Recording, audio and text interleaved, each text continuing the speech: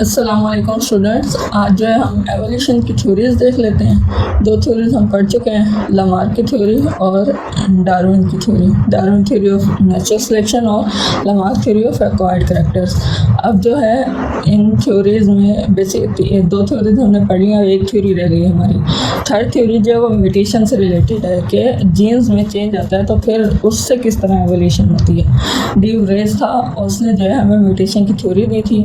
और जो है लामार्क की थ्योरी के बारे में हम पहले ही देख चुके हैं कि उसमें उसने बात की थी use and disuse of organs या स्ट्रक्चर। उसने कहा था जो स्ट्रक्चर हम यूज़ नहीं करते वो ख़त्म हो जाते हैं। तो फिर जो है बट हम देखते हैं कि ऐसा नहीं होता। कुछ सिर्फ यूज़ ना करने से स्ट्रक्चर ख़त्म नहीं होते, उसमें कोई ना कोई चेंज आता है इन्वायरमेंट से रिलेटेड के इन्वायरमेंट में वो उन स्ट्रक्चर्स की ज़रूरत नहीं होती है, इन्वायरमेंट के अकॉर्डिंग एडोप्टेशन होती हैं तो वो स्ट्रक्चर ख़त्म होते हैं। तो इसलिए लामार्क की थ्योरी की कोई साइंटिफिक हमारे पास बेस नहीं है, इसलिए उस थ्योरी को इतना ज़्यादा नहीं माना जाता। फिर डार्विन की थ्योरी को हम बात करें ना, तो डार्विन की थ्योरी में हमने देखा है कि 5 उसके प्रिंसिपल्स है उसने दिए हमें। और जो है वो प्रिंसिपल्स क्या हैं, ये डार्विन की थ्योरी आ गई। डार्विन की थ्योरी के 5 प्रिंसिपल्स हैं। उसमें सबसे पहली बात क्या करता है वो ओवर प्रोडक्शन की, कि ओवर रिप्रोडक्शन होती है ऑर्गेनिजम्स के अंदर। और जितनी स्पीशीज़ हैं वो एक ख़ास रेशियो के अंदर अपने न्यू ऑफस्प्रिंग प्रोड्यूस करती हैं, न्यू जनरेशन प्रोड्यूस होती है उनकी। तो इस तरह जो है एक ही वक्त में बहुत ज़्यादा जो है पॉपुलेशन हो जाती है। जब पॉपुलेशन इंक्रीज़ हो जाती है एक ही स्पीशी की, तो फिर अब उस स्पीशी के इंडिविजुअल्स के दरमियान जो है वो कंपटीशन स्टार्ट हो जाएगा। वो ऑर्गेनिज्म एक दूसरे के साथ कंपटीशन में आ जाएंगे और जो है सर्वाइवल के लिए उन्हें खुराक चाहिए, उन्हें शेल्टर चाहिए, उन्हें जगह चाहिए। वो रिसोर्सेज जो हैं वो तो वैसे ही रहेंगे, वो तो चेंज नहीं हुए। तो जब रिसोर्सेज उतने ही हैं लेकिन अब रिप्रोडक्शन की वजह से जो है ऑर्गेनिजम्स की तादाद बढ़ गई है, तो वो एक दूसरे के साथ कंपटीशन में आ जाएंगे। और फिर उसके बाद जो है तो इसकी एग्जांपल हमने एक आंट की कॉलोनीज़ की बात की थी कि आंट जो हैं उनके ऑफस्प्रिंग बहुत सारे होते हैं, छोटे छोटे से बहुत सारे स्पीशी, एक स्पीशी के बहुत सारे इंडिविजुअल्स जो हैं वो होते हैं, तो उनके दरमियान कंपटीशन आ जाता है। फिर अब जब कंपटीशन आ गया तो फिर उनमें से सर्वाइवल वो करेंगे जो वेल अडॉप्टेड होंगे अपने इन्वायरमेंट है, वो वेरिएशन है कि इंडिविजुअल जो हैं आपस में एक दूसरे के साथ वेरी करेंगे। इंडिविजुअल्स किस तरह वेरी करेंगे, उनके दरमियान उनके स्ट्रक्चर में, उनके जीन्स में कुछ चेंजेस आ जाएंगी। जब न्यू जनरेशन आती है तो उनके जीन्स में कुछ चेंजेस आएंगे जिसकी वजह से वो एनवायरनमेंट में आने वाली चेंजेस को बेयर कर सकेंगे।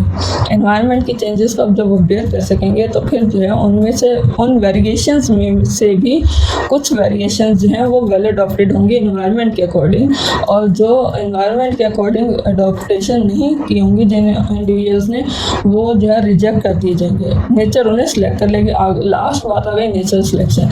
नेचर उन्हें सिलेक्ट कर लेगी जिनके अंदर वो करैक्टरिस्टिक मौजूद हैं जो उन्हें उस इन्वायरमेंट के अकॉर्डिंग उस इन्वायरमेंट में वेल अडॉप्टेड बनाती हैं। बेस्ट फिटेस्ट होगा वो सर्वाइव कर जाएगा और बाकी जो है उनकी डेथ हो जाएगी।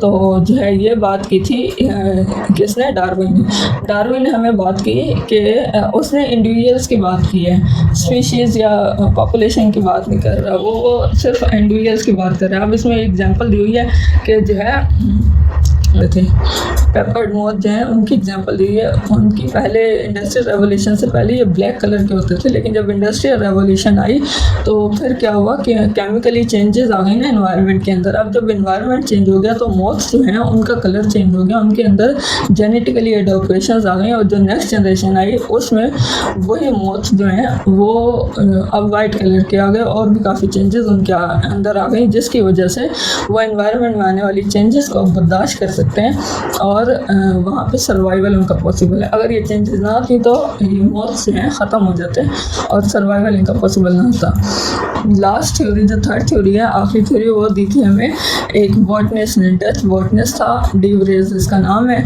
और जो है इसने क्या किया था, एक्चुअली ये बॉटनिस्ट था ना तो ये पौधों के बारे में पढ़ रहा था। इवनिंग प्राइमोर्स प्लांट जो है उसको इसने स्टडी किया। उसके ऊपर जब ये स्टडी कर रहा था तो इसने देखा कि जो इसने अपने गार्डन में कल्टीवेट किया था इवनिंग प्राइमोर्स का प्लांट वो डिफरेंट था जो उसने जंगल से लिया था। फॉरेस्ट वाइल्ड इवनिंग प्राइमोर्स जो था वो डिफरेंट था कल्टिवेटेड से। अब जो है उसने देखा कि इसमें ये चेंजेस क्यों आ रही हैं, फिर उसने वहाँ से वाइल्ड वाला जो प्लांट था उसको लेके आया और ला के उसको उसमें जो है जेनेटिकली म्यूटेशंस करवा के उसने क्या किया कि अपने गार्डन के अंदर बहुत सारे प्राइमोर्स के प्लांट लगाए। तो जब वो जो है उसने देखा, जब वो बड़े हुए तो उसे पता चला उसके अंदर जो फूल थे वो सब चेंज हो गए, उन सबकी जो है कलर चेंज या कई तरह का उनके अंदर चेंज आ गया। तो उसे पता चला कि जेनेटिकली जो है म्यूटेशंस आ गई जब उसने वाइल्ड प्राइमोर्स प्लांट को कंबाइन कराया अपने कल्टिवेटेड प्लांट के साथ। तो फिर जो है इसका मतलब जब दो से ज़्यादा स्पीशीज़ आपस में मिलती हैं तो उनके दरमियान म्यूटेशंस आ जाती हैं। जब डिफरेंट स्पीशीज़ आपस में एक दूसरे के साथ कंबाइन कर रही हैं, डिफरेंट स्पीशीज़ ने different individual of the same species जब कंबाइन एक दूसरे के साथ करेंगे तो फिर जो है सब में कहीं ना कहीं थोड़ी थोड़ी वेरिएशन होती हैं और वो वेरिएशन कंबाइन जब हुई तो फिर जो न्यू जनरेशन आएगी वो ये प्लांट की जो है टाइप्स कई तरह उसने काफ़ी सारी बना ली। ये बिल्कुल उसी तरह इसने मेंडल ने इनहेरिटेंस का ला दिया था, तो उसने जो है पौधों को पी प्लांट को जो है उसने करवाया था, तो कई सारी जनरेशन उसने दी। उसने कहा ये भी पॉसिबल है, ये भी पॉसिबल है। इसी तरह जो है ये डच बॉटनिस्ट जो है इसने भी हमें काफ़ी सारी जनरेशन प्रोवाइड की इवनिंग प्राइमोर्स प्लांट की। तो जो है इसके बाद अब जब हम देखते हैं अब जब ये हम थ्योरी ऑफ म्यूटेशन देखते हैं जो कि 1901 में दी गई, इसने जो है इसको पब्लिश करवाया अपनी थ्योरी को, और इस बुक का नाम था म्यूटेशंस थ्योरी। तो अब इसमें उसने क्या क्या बताया, मेन पॉइंट उसके ये थे कि एवोल्यूशन जो होती है वो वेरिएशंस के थ्रू होती है। मतलब ऑर्गेनिजम्स जो होते हैं वो एक दूसरे से अपने ही सेम इंडिविजुअल से सेम टाइप ऑफ स्पीशीज़ के डिफरेंट इंडिविजुअल्स एक दूसरे से थोड़ा थोड़ा वेरी करते हैं, थोड़े थोड़े इनमें वेरिएशंस होती हैं। तो जब जो है चेंजेस आ रही होती हैं उनके जीन्स के अंदर, आगे जब नई जनरेशन आती है एनवायरनमेंट में भी चेंज आता जा रहा होता है और जो है उनकी नई जनरेशन जो होती है उसमें कहीं ना कहीं थोड़ा थोड़ा चेंज होता रहता है। इस तरह जो है वेरिएशंस आती रहती हैं और या फिर म्यूटेशन हो जाती है अचानक किसी उसके अंदर इंडिविजुअल के अंदर वो न्यू जनरेशन में। तो इस तरह न्यू जनरेशन के अंदर जो जीन्स होते हैं वो चेंज होंगे। जब जीन्स चेंज हो जाएंगे तो फिर जो न्यू जनरेशन होगी वो डिफरेंट होगी, स्लाइटली डिफरेंस होगा या फिर ज़्यादा, थोड़ा भी हो सकता है ज़्यादा भी हो सकता है, लेकिन होगा, डिफरेंस ज़रूर होगा, थोड़ा थोड़ा डिफरेंस होता रहता है। और आखिरकार जो है हम देखते हैं कि वो स्पीशीज़ हैं डिफरेंट हो चुकी हैं, बिल्कुल ही चेंज हो गई हैं। अब जो है ये डिफरेंट कलर इवनिंग प्राइमोर्स प्लांट के होते हैं, वाइट, ब्लू, पर्पल, पिंकिश, मतलब ये सारी चीज़ें जो हैं ये इसमें आ जाएंगी। थ्योरी ऑफ म्यूटेशन के थ्रू हमने ये देख लिया ना कि जीन्स में चेंज आया तो ऑर्गेनिज्म जो है वो उसकी नेक्स्ट जनरेशन जो है वो चेंज हो गई। इस तरह एनवायरनमेंट के अकॉर्डिंग जो है वो एडॉप्टेशंस होती रहती हैं ऑर्गेनिज्म में म्यूटेशन के थ्रू। तो जो है इस तरह हमें वेल एडॉप्टेड इंडिविजुअल्स मिलते रहते हैं। अब जो है हम यहाँ देख लेते हैं इसके बाद जो है बाद में आने वाले साइंटिस्ट ने काम किया, उन्होंने नियो लमार्किज्म और नियो डार्विनिज्म के बारे में बात की। इनको थ्योरीज को जो है मॉडर्न वे में उन्होंने जनरेट किया। अब नियो लमार्किज्म में हमने कहा था कि लमार्क बात कर रहा था use and disuse of organs या स्ट्रक्चर। तो फिर जो है उसमें उसने कहीं भी उसने कहा ये जो चेंजेस आ रही हैं ये ऑर्गेनिज्म के अंदर आ रही हैं। उसने कहीं भी इन्वायरमेंट की बात नहीं की कि ये चेंजेस इन्वायरमेंट की वजह से आ रही हैं, कि इन्वायरमेंट चेंज हुआ तो फिर वो चेंज ऑर्गेनिजम्स में आया। लेकिन नियो लमार्किज्म की हम बात करते हैं तो इसमें जो साइंटिस्ट है उन्होंने रिलेट कर दिया कि इन्वायरमेंट में चेंज हुआ तो फिर ऑर्गेनिज्म जो हैं उनकी करैक्टरिस्टिक में चेंज होता है। अगर एनवायरनमेंट में चेंज नहीं होगा तो फिर वो उनके जो है करैक्टरिस्टिक में चेंज नहीं आएगा, क्योंकि एनवायरनमेंट के अकॉर्डिंग अपने आप को ऑर्गेनिज्म अडॉप्ट करते हैं तो ही वो इस एनवायरनमेंट में सर्वाइवल उनका पॉसिबल होता है। इसलिए एनवायरनमेंट में चेंजेस की वजह से ही ऑर्गेनिज्म के करैक्टरिस्टिक चेंज होते हैं ताकि वो उस एनवायरनमेंट में सर्वाइव कर सकें। इसी तरह हम नियो डार्विनिज्म को देख लेते हैं। नियो डार्विनिज्म में मॉडर्न सिंथेटिक थ्योरी डाल दी। सिंथेटिक थ्योरी जो है वो कहती है कि जो है डार्विन की एवोल्यूशन बाय नेचुरल सिलेक्शन की बात कर रही है। डार्विन ने कहा था कि नेचुरल सिलेक्शन होती है, नेचर सिलेक्ट करती है, जो वेल अडॉप्टेड इंडिविजुअल्स होते हैं जिनमें ऐसी चेंजेस आई होती हैं जो इन्वायरमेंट के अकॉर्डिंग होती हैं, तो उस इन्वायरमेंट में वो ऑर्गेनिज्म सर्वाइव कर जाता है, बाकी सबकी डेथ हो जाती है। तो इसका मतलब नेचर ने जिन ऑर्गेनिज्म को उन ऑर्गेनिज्म को सिलेक्ट किया जो कि वेल अडॉप्टेड थे। तो अब उसमें न्यू डार्विनिज्म में क्या नया किया उन्होंने, उसमें उन्होंने मेंडल की जेनेटिक्स को भी ऐड कर दिया। उन्होंने कहा ये सिर्फ और सिर्फ ये नहीं है कि ऑर्गेनिज्म में चेंज आ रहा है तो इन्वायरमेंट के अकॉर्डिंग तो वो बस सर्वाइव कर जाएंगे, नहीं, ये चेंज जो है वो जीन्स में आ रहा है। ऑर्गेनिजम्स के अंदर म्यूटेशन या वेरिएशन है उनके जीन्स में आ रही हैं। जब जीन्स वेरी करेंगे, जीन्स में वेरिएशंस आएंगी, तो फिर जो न्यू ऑर्गेनिज्म हमारे पास प्रोड्यूस होंगे उन ऑर्गेनिजम्स की जो करैक्टरिस्टिक हैं वो पिछले अपने पेरेंट्स से या एंसेस्टर से डिफरेंट होंगी। अब जो वो जो डिफरेंट करैक्टरिस्टिक होंगी वो उनको जो है उस इन्वायरमेंट में सर्वाइव करने में मदद देंगी, और वो करैक्टरिस्टिक जो हैं जो उस इन्वायरमेंट में वेल अडॉप्टेड थी वो पास होंगी one generation to next generation. अब जो उसके बाद न्यू जनरेशन आएगी उसमें भी वो जीन्स ट्रांसफ़र हो जाएंगे। इसका मतलब न्यू जनरेशन जो उसके बाद आएगी उसके अंदर भी वो जीन्स होंगे, तो वो उस एनवायरनमेंट में अडॉप्ट कर सकेगी। फिर अगर एनवायरनमेंट में चेंज आएगा तो फिर दोबारा जो है कुछ वेरिएशंस आएंगी ऑर्गेनिजम्स के अंदर, और वो वेरिएशन जो है वो जेनेटिकली ट्रांसफ़र हो सकती है, मतलब एक जनरेशन से न्यू जनरेशन में जा सकती है। सही।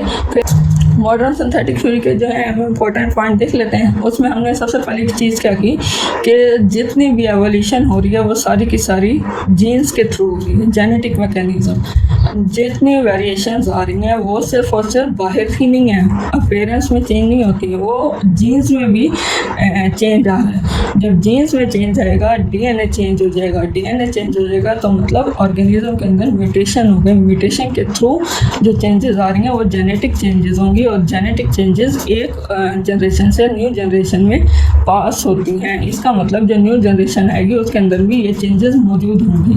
सही। एवोल्यूशन फिर दूसरा पॉइंट हम देख लेते हैं कि एवोल्यूशन ग्रेजुअल होती है, आहिस्ता आहिस्ता हो रही होती है, छोटी छोटी जेनेटिक चेंजेस आ रही होती हैं। एक चीज़ चेंज हो गई, नेक्स्ट जनरेशन में कुछ और चेंज हो गया, आहिस्ता आहिस्ता चेंजेस आएंगी। ये नहीं होगा एकदम से अचानक से पूरा एक स्पीशीज जो है उसकी करैक्टरिस्टिक ये थी और अगली जनरेशन जो है उसकी सारी की सारी करैक्टरिस्टिक चेंज हो जाए, ऐसा बिल्कुल भी नहीं होगा। थोड़ी थोड़ी चेंजेस आती रहेंगी किसी न किसी करैक्टर में, और इस तरह वो आगे आगे जनरेशन में पास होती रहेंगी। तो फिर एक लंबा टाइम चाहिए होता है एवोल्यूशन को, इतनी एवोल्यूशन होने में कि वो नज़र आ सके, वरना चेंजेस तो हर न्यू जनरेशन में आ रही होती हैं लेकिन वो हमें पता नहीं चलती क्योंकि वो इतनी स्मॉल चेंजेस होती हैं, उनको हम जो है देख नहीं सकते या हम उन्हें जो है ना नोटिस नहीं कर पाते।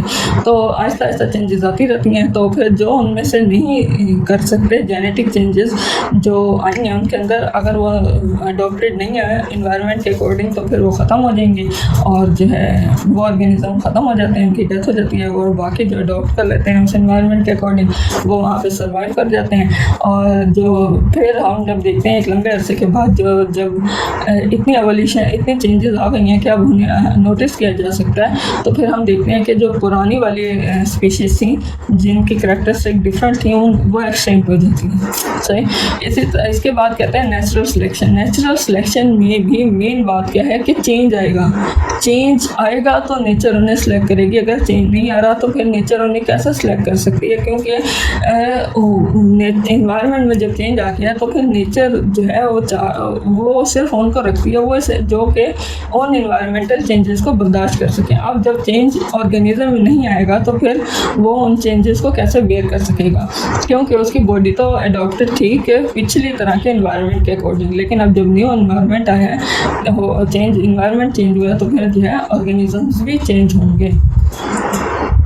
फिर सबसे इम्पोर्टेंट बात जो मॉडर्न सिंथेटिक थ्योरी ने हमें बताई न्यू डार्विनिज्म की, कि और डार्विन जो था ना उसने सिर्फ और सिर्फ बात की थी हमें इंडिविजुअल्स की, वो इंडिविजुअल्स की बात कर रहा था कि इंडिविजुअल में चेंज आ रहा है और वो इंडिविजुअल्स चेंज होकर दूसरे इंडिविजुअल्स वेल अडॉप्टेड इंडिविजुअल में कन्वर्ट हो जाएंगे। लेकिन मॉडर्न सिंथेटिक थ्योरी कहती है इंडिविजुअल में चेंज नहीं आएगा, जब इन्वायरमेंट चेंज होगा वहाँ पर रहने वाली सारी पॉपुलेशन चेंज हो जाएगी, वहाँ पर जितने भी ऑर्गेनिजम्स उस स्पीशी के जितने भी इंडिविजुअल्स हैं उन सब में चेंज आएगा। और यही बेस है जेनेटिक डाइवर्सिटी के जीन्स में चेंज आएगा और जो है जेनेटिक ट्रांसफ़र होगा from one generation to another generation. फिर यहाँ पे ये डिफरेंट जनरेशन डिफरेंट टाइप्स हमें मिल रही हैं। ये इस प्लांट एक ही प्लांट है और डिफरेंट कलर डिफरेंट अपीयरेंस या डिफरेंट ये किस वजह से जेनेटिक इनमें चेंज आए हैं। अब यहाँ पे हमें एग्जांपल ये जो है एक चार्ट दिया हुआ है। इस चार्ट के अंदर हमें बताया कि ये किस तरह चेंजेस हैं। पहले जो है ये प्लांट थे, फिर ये इस तरह हुए, इनमें एडोप्टेशन आती गई आहिस्ता आहिस्ता, एडोप्टेशन आती गई तो फिर ये जो है किस तरह चेंज होते गए, एडोप्टेशन एनवायरनमेंट के अकॉर्डिंग किस तरह चेंज होते। पहले एक चार्ट दिया हुआ है, इसके थ्रू जो है हम एवोल्यूशनरी चेंजेस को मेजर कर सकते हैं, देख सकते हैं कि किस तरह किस दौर में क्या क्या चेंजेस आ रही थी। बस आज का लेक्चर फिर हम यहीं पे एंड करते हैं और आगे बढ़ते रहें बगैर किसी को गिराए।